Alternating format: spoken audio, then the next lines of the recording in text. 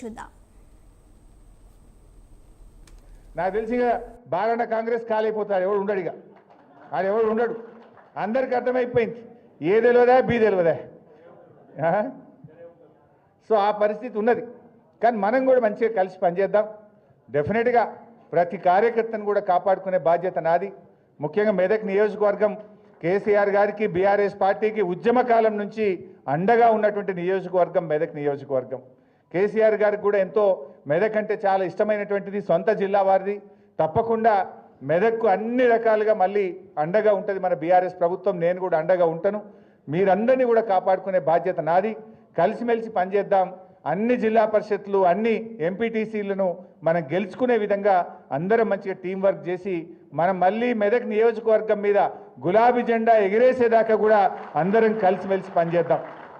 నాకు కూడా ఒక బాధ ఉండే, మన మెదక్ పార్లమెంట్లో 6 గెలిచినాం, ఒక్కటి మిస్ అయింది మెదక్. ఈ ఒక్కటి పోయిందని నాలో కూడా చాలా బాధ ఉండే. పోవడంలో కొంత పాత్ర వహించిన తమ్ముళ్ళు నిజం తెలుసుకొని, దారి తప్పినమని తెలుసుకొని, లేదన్నా బీఆర్ఎస్ఏ మెదక్కు శ్రీరామ రక్ష, తెలంగాణ ప్రజలకు కేసీఆర్ఏ శ్రీరామ రక్ష అని చెప్పి ఇవాళ ఎంతో మంచి మనసుతో నమ్మకంతో మీరు వచ్చారు. చాలా చాలా సంతోషం. మీ ప్రేమను, మీ గౌరవాన్ని కాపాడుతా. మీరు ఉద్యమకారులు, మొదటి నుంచి నాకు అత్యంత ఆత్మీయులు. తప్పకుండా మీ ప్రేమను కాపాడుకొని మీ భవిష్యత్తు కూడా కాపాడుకునే బాధ్యత నేను తీసుకుంటా అని చెప్పి మనవి చేస్తూ జై తెలంగాణ. థ్యాంక్ యూ మాజీ మంత్రి గారికి. సార్ కేటీఆర్ గారు కూడా మాట ఇస్తున్నాం, ఇది ఆరంభం మాత్రమే సార్. డెఫినెట్గా రాబోయే కాలంలో కూడా భారీ చేరికలు ఉంటుంది. వాటన్నిటి కూడా మీ సమక్షంలో మరి వాళ్ళందరూ కూడా కండువాలు కప్పాల్సిన అవసరం కూడా ఉంటుంది. తప్పకుండా భారీ చేరికలను కూడా తీసుకొస్తామని చెప్పి తెలియజేస్తూ ఇప్పుడు గౌరవ మాజీ మంత్రి వర్యులు టీఆర్ఎస్ వర్కింగ్ ప్రెసిడెంట్ కేటీఆర్ గారు మాట్లాడారు. జై తెలంగాణ. మీకు తెలుసు కదా, మెదక్ నా అత్తగారు ఊరు.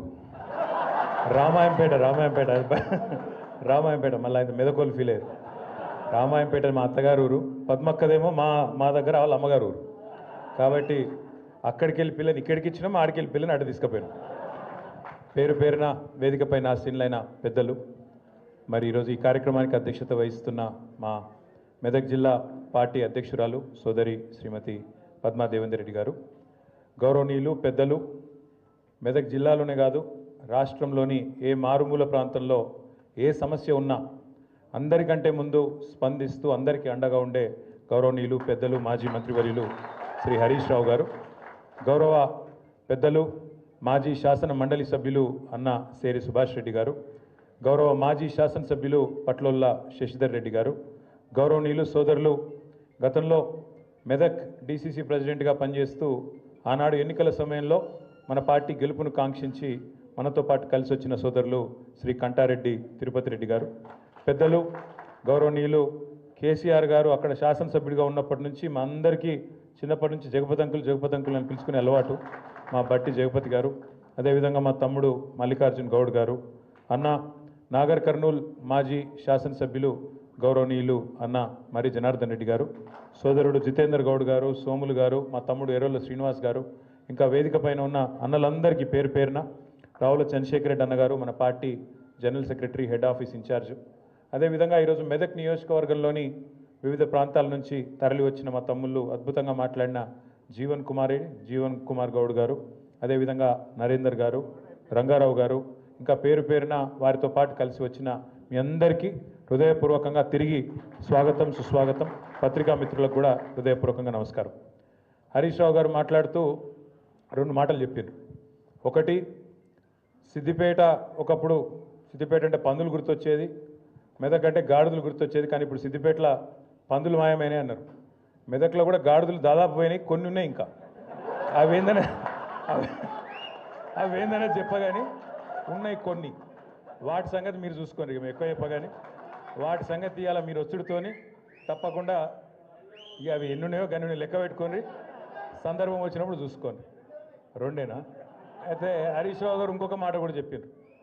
రేవంత్ రెడ్డి గారు అదేదో 10% 15% కటింగ్ పెడతా, తల్లిదండ్రులను చూసుకోకపోతే అంటుండు, కోత పెడతా అంటుండు. మరి రేవంత్ రెడ్డికి ఏం కోత పెట్టాలన్నారు? రేవంత్ రెడ్డికి కోతలు సరిపోవు, కర్రు కాల్చి వాత పెట్టేటట్టు మీరు అందరూ ప్లాన్ చేసుకోవాలి. ఎందుకంటే ఇంతకంటే లేకి ముఖ్యమంత్రి, ఎందుకంటే మస్తు మందిని చూసినాం మనం కూడా.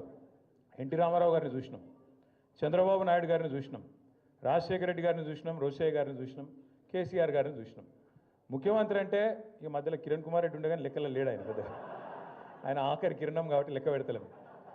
ఇక ఇంతమందిని చూసినాక మంచోళ్ళను ఈయనను చూస్తే వీళ్ళు ఎట్లా అనిపిస్తుందంటే ఇక నాకు ఎట్లా అనిపిస్తుందో అనిపిస్తుంది. కానీ ఊళ్ళో లెవెల్ ముంగట నన్ను గొట్టం పెడితే చాలు, ఒక తిట్లు కాదు, తెలుగు భాషల గిన్ని తిట్లుంటాయని కూడా తెలియదు, గన్ని తిట్లు తిడుతుండ్రు.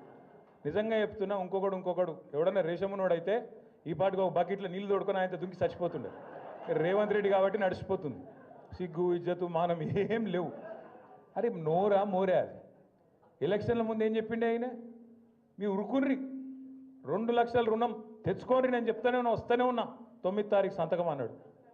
మళ్ళీ ఇప్పటి వరకు 50,000 కోట్ల రుణమాఫీ అని ఇప్పటిదాకా రైతుల ఖాతాల్లో 12-13 వేల కోట్లు కూడా దాటలు వేసింది. కానీ అయిపోయిందని చెప్పి ఇలా ఉదరగొట్టే ఉపన్యాసాలు. రైతు బంధు కేసీఆర్ బిచ్చమేసినట్టు 10,000 ఇస్తుండు, నేను 15,000 ఇస్తా, నేను నన్ను ఓటేయండి గుద్దుండ్రి అన్నాడు. కేసీఆర్ 2 పంటలకు ఇస్తుండే, నేను 3 పంటలకు ఇస్తా అన్నాడు. వేసిండా రైతు బంధు? వస్తుందా? ఇలా సిగ్గు లేకుండా 2 సార్లు ఎగ్గొట్టి మొన్న అది కూడా మళ్ళీ అరకొరగానే వేసి 15,000 అని చెప్పి 12,000 ఇచ్చి దానికోసమట సంబరాలు చేసుకోండి, ఇక మొత్తం దేశమంతా ఉరికి సంబరాలు చేసుకోండి అని చెప్పి రైతు వేదికల కాడ సంబరాలు చేసుకోమని చెప్తా ఉన్నాడు. దాంతోపాటు ఎన్ని మాటలు, అత్తకు 4,000 ఇస్తా, అత్తకు 4,000, కోడలకు 2,500 వచ్చినాయి. అత్తకు 4,000, కోడలకు 2,500. ఇక సిగ్గు లేకుండా ఇంకా మాట్లాడతాడు రేవంత్ రెడ్డి. ఈసారి 100 గెలుస్తాడట, 100.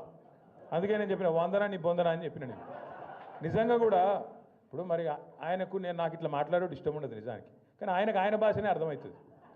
ఎవడన్నా ముఖ్యమంత్రి ప్రపంచంలో, మొత్తం ప్రపంచంలో ఎక్కడన్నా ఏం చేస్తారు, ఆయన కోసుక తింటారా అంటాడు ఎవడన్నా? అంటాడా అసలు ఎవడన్నా బుద్ధినోడు? ఎవడన్నా ముఖ్యమంత్రి ఢిల్లీకి పోతానని దొంగను చూసినట్టు చూస్తుండ్రు, చెప్పులు ఎత్తుకపోతాడేమో అని చెప్పి అపాయింట్మెంట్ ఇస్తలేరని చెప్పినోడు ఎవడు ఉన్నాడు ఇదివరకు? గందుకే నేను అన్నా, ఉత్తగానే అంటలేను, ఉత్తగానే ఆయన తిట్టాలనే నోటి తీటతో అంటలేను. ఎన్టీ రామారావుని చూసినాం, చంద్రబాబు నాయుడిని చూసినాం, రాజశేఖర రెడ్డిని చూసినాం, రోషయ్య గారిని చూసినాం, కేసీఆర్ గారిని చూసినాం, ఇలాగ ఈయన చూస్తాను. చూసినాక ఏమనిపిస్తుంది మరి? గిసొంటి మాటలు మాట్లాడేటోడు తెల్లారి లేస్తే పనికి మాలిన మాటలు, అది నోరు ఇప్పితే పాపం ఇళ్ళకెళ్ళి డ్రైనేజ్ కంపు తప్ప ఇంకోటి రాదు. గబ్బు మాటలు, గబ్బు వ్యవహారాలు. కేసీఆర్ గారు లాంటి నాయకుని పట్టుకొని ఆయన మీద ఇష్టం ఉన్నట్టు మాట్లాడొచ్చునా? తెలంగాణ తెచ్చిన వ్యక్తి వాళ్ళని కూడా కూర్చున్నావు అంటేనే, ఆ కుర్చీలో కూర్చునే భాగ్యం నీకు వచ్చిందంటేనే దానికి కారణం కేసీఆర్ అన్న ఆయన అని నేను గుర్తు చేస్తా ఉన్నా. కేసీఆరే లేకపోతే, టీఆర్ఎస్ఏ లేకపోతే, గులాబీ జెండానే ఎగరకపోతే తెలంగాణ వస్తుండేనా? అది తెలియదా రేవంత్ రెడ్డికి? ఇలా పని చేసిపోయినట్టే కదా హరీష్ అన్న కింద మన జీవన్ లెక్క ఆయన కూడా శిష్యుడు ఉండే. హరీష్ అన్న మంత్రి అయిన రోజు డ్యాన్సులు కూడా చేసిండు ఇక్కడనే. ఇవాళ ఆయన పెద్ద పోటుగాని లెక్క హరీష్ రావు నువ్వు ఇట్లా అట్లా అని నోటికి వచ్చినట్టు మాట్లాడతాడు. నేనేమంటున్నా అంటే అధికారం రాగానే ఎగిరెగిరి పడితే మేము కూడా ఉన్నాం 10 ఏళ్ళు మంత్రులుగా, కానీ ఎప్పుడు కిషన్ పనులు చేయలేదు కదా, ఇంత లేఖిగా మాట్లాడలే కదా, ఇంత దిక్కుమాలిన అడ్డమైన కేసులు పెట్టించుడు, కార్యకర్తలను కొట్టించుడు, ప్రతిపక్షం అంటేనే పోస్టు పెడితే పోలీసోడు ఫోన్ చేసుడు. మన నర్సింగ్ అని మన పిల్లగాడు ఏడునో అగో నర్సింగ్ ఒక్క పోస్టు పెడితే ఆ పిల్లగాని పోలీసులు తీసుకుపోయి పొట్టు కొట్టింది. అంటే గింత అరాచకమా? ఇందిరమ్మ రాజ్యం అంటే గిదేనా? ఇందిరమ్మ రాజ్యం అంటే కేసులు పెట్టుడు, రోకల్ బండలు ఎక్కించుడు, ఇష్టం ఉన్నట్టు కొట్టుడు, ఇష్టం ఉన్నట్టు గుద్దుడు, భావ ప్రకటన స్వేచ్ఛ లేకుండా ఒక ముఖ్యమంత్రిని పొగడాలి తప్ప ఇంకేం చేయొద్దు. ఇదేనా పద్ధతి? పొగుడతారు ముఖ్యమంత్రిని. ఎప్పుడు పొగుడతారు? నువ్వు ఇచ్చిన హామీలు నెరవేరిస్తే, నువ్వు తెలంగాణ మీద కక్ష చూపెట్టకుండా, తెలంగాణను ప్రతిరోజు అవమానించకుండా, కేసీఆర్ గారి కంటే తెలంగాణకు నువ్వు ఎక్కువ చేస్తే తప్పకుండా నీకు కూడా 4 మంచి మాటలు చెప్తారు. లేకపోతే బరాబర్ మాట్లాడతాం. తెలంగాణ సమాజంలోనే, తెలంగాణ రక్తంలోనే తిరుగుబాటు తత్వం ఉంటుంది. ఇలా 3.5 సంవత్సరాలు ముంగట పెట్టుకొని అధికార పార్టీని చీగొట్టి మళ్ళీ తిరిగి ప్రతిపక్ష పార్టీలకు రావడం అంటే మామూలు మాటలు కాదు. అందుకే తమ్ముడు జీవన్ని కానీ, అదేవిధంగా నరేందర్ గారిని కానీ, రంగారావు గారిని కానీ, ఇంకా మిగతా మిత్రులందరినీ కూడా హృదయపూర్వకంగా మీకు స్వాగతం చెబుతూ, మరి మీకు అండగా ఇటు పద్మ గారు, అటు సుభాష్ రెడ్డి గారు, శశిధర్ రెడ్డి గారు, తిరుపతి రెడ్డి గారు, అందరికీ మించి హరీష్ రావు గారు మీకు అండగా ఎప్పటికీ ఉంటారు. కాబట్టి నాకైతే ఏ అనుమానం లేదు. పూర్వ మెదక్ జిల్లాలో 10 నియోజకవర్గాలతో పాటు, పార్లమెంటుతో పాటు రేపు 3 జిల్లా పరిషత్తులు కూడా ఖచ్చితంగా మీరు గెలుస్తారన్న విశ్వాసం నాకు కూడా ఉంది, కేసీఆర్ గారికి కూడా బలంగా ఉంది. మీకు అన్ని రకాలుగా అండగా ఉంటూ ఎప్పటికప్పుడు హరీష్ రావు గారి నాయకత్వంలో బ్రహ్మాండంగా మళ్ళీ తిరిగి జిల్లాలో మన ప్రభుత్వం ఏర్పడే విధంగా కేసీఆర్ గారు తిరిగి ముఖ్యమంత్రిగా పట్టపగ్గాలు చేపట్టే విధంగా మనందరం కూడా నిరంతరం కష్టపడదామని చెప్పి మీకు మళ్ళొక్కసారి హృదయపూర్వకంగా విజ్ఞప్తి చేసుకుంటూ పేరు పేరున ఈరోజు ఇంత పెద్ద ఎత్తున భవన్కి వచ్చిన మీ అందరికీ కూడా హృదయపూర్వకంగా నమస్కారాలు. జై తెలంగాణ. ఇప్పుడు గౌరవ కేటీఆర్ గారి చేతుల మీదుగా పార్టీలోకి ఆహ్వానిస్తూ కండువా కప్పాల్సిందిగా కోరుకుంటూ ముందుగా గంగ నరేందర్ గారు, జీవన్ గారు, రంగారావు గారు, మల్లేశం సర్పంచ్ గారు, విజయలక్ష్మి గారు, శ్రీను, మాయా శ్రీను గారు, జీవన్.